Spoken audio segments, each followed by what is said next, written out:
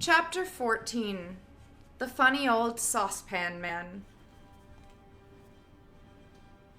Do you think he's dangerous? I don't think he's at all dangerous, said Fanny. He has quite a kind face. Let's tap at the window, said Bessie. So she tapped. But the saucepan man took no notice. He just went on dancing away, crashing his saucepans together. Joe tapped loudly. The saucepan man caught sight of him at the window and looked most astonished. He stopped dancing and went to the door. Come in and dance, he said. Said he. Oh, no, thank you, said Joe. We've just come to ask you out to tea. Ask me for a bee? Said the saucepan man, looking surprised. I'm so sorry, I don't keep bees, only saucepans. Not bees, said Joe, to ask you out to tea. But I don't want to go to the sea, said the saucepan man. I don't like the water, at all. Never did. Very kind of you, I'm sure, but I hate the sea. Not the sea, but tea, tea, tea, cried Joe. Oh, tea, said the saucepan man. Well, why didn't you say that before? Then I should have understood. I did say it before, said poor Joe. What? Shut the door. Sorry, I thought of that video. What? Shut the door, said the saucepan man. Certainly, if you want to. Give it a push. He can't hear very well, said Fanny. He can't hear very well, said Fanny. He must be deaf. No, I'm not, said the saucepan man, hearing perfectly all of a sudden. Not a bit deaf. Only sometimes when my saucepans have been crashing round me rather a lot, I get noises in my ears afterwards, but I'm not deaf. I'm glad of that, said Joe politely. Cat? No, I haven't got a cat, said the saucepan man, looking all round. Did you see one? I didn't say anything about a cat, said Joe patiently. You did, I heard you, said the saucepan man, vexed. I don't encourage cats. I keep mice instead. I shall look for that cat. And then, with his saucepans clanging round him, he began to look for a cat that certainly wasn't there. Puss, puss, puss, he called. Puss, puss, puss. There's no cat in your house, shouted Moonface. Oh my God, how long is this gonna go on?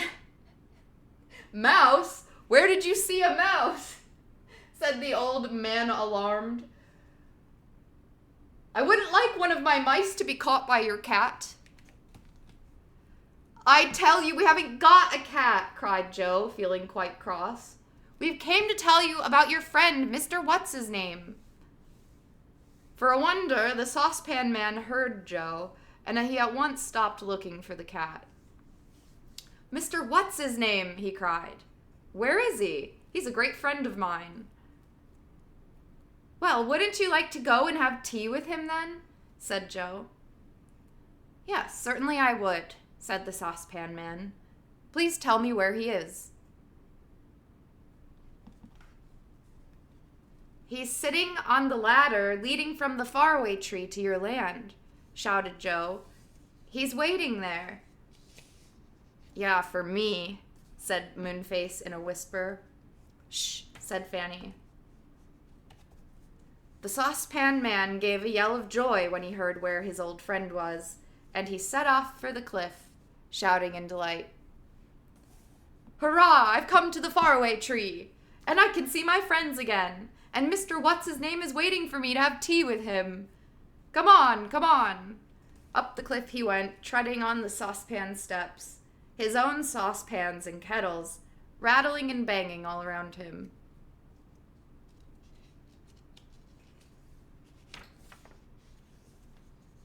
The children and Moonface followed.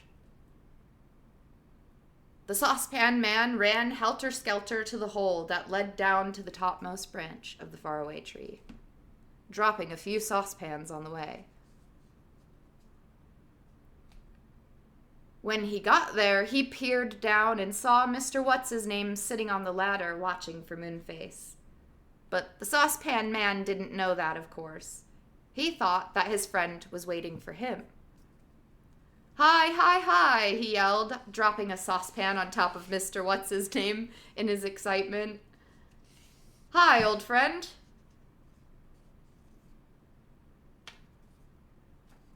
Mr. What's-his-name watched the saucepan bouncing off his foot down the branch of the faraway tree and wondered who it would hit.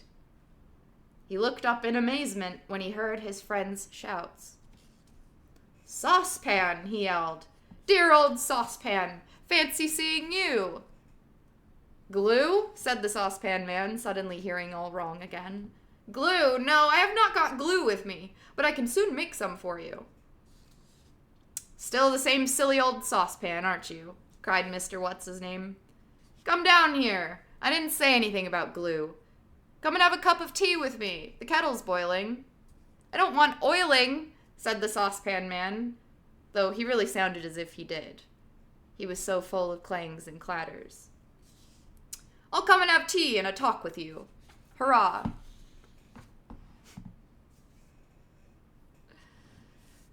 He put his foot on the ladder, but unfortunately he stepped on a kettle that had got round his leg. And he went, and down he went, clatter, bang, crash, smash, clang. Mr. What's-his-name caught at him as he went past, and down he went too, rolling off the ladder, down the branch, past Moonface's door, and down the tree. "There they go," said Moonface in delight. "All mixed up with kettles and saucepans. What a joke. They're gonna give old Mother Wash-a-Lot a fright if they fall into her wash tub." The children laughed until they cried. The old saucepan man was really so funny, and they couldn't imagine what people in the tree would think as he rolled down with such clanging and banging.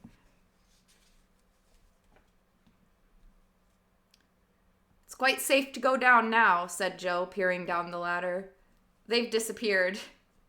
I shouldn't wonder if they're at the bottom of the tree by now. Come on, Moonface." So down the ladder they all went, slid down the topmost branch, and opened Moonface's door. Silky was still there, looking scared out of her life. She gave a scream of joy when she saw them. "Why are you looking so frightened?" asked Moonface, giving her a hug. "Oh goodness, a thunderbolt or something fell out of the sky just now and rolled crashing down the tree," said Silky.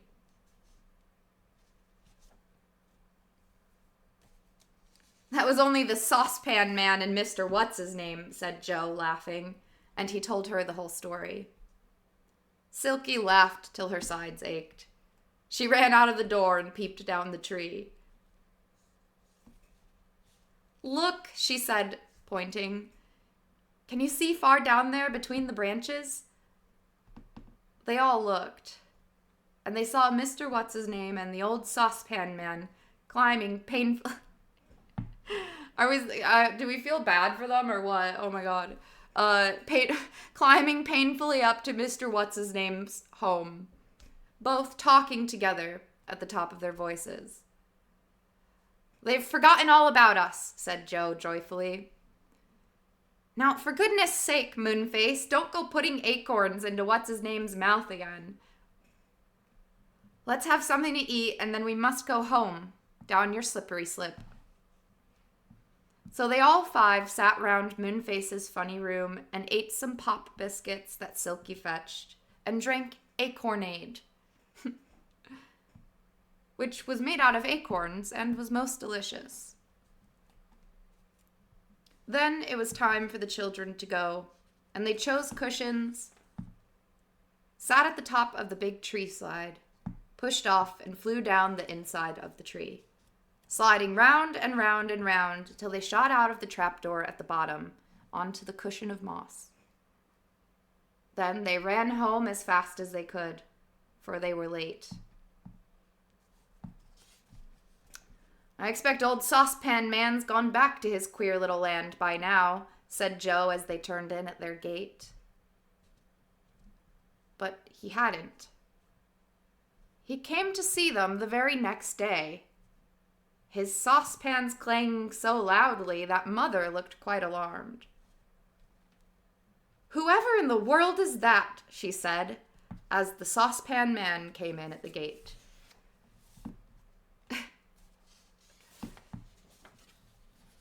Oops. Okay, and then I think I'll save, or we'll stop there. Ooh, maybe. No, okay, that's like 6 more pages. Okay. And next week we will read The Saucepan Man Goes to the Wrong Land.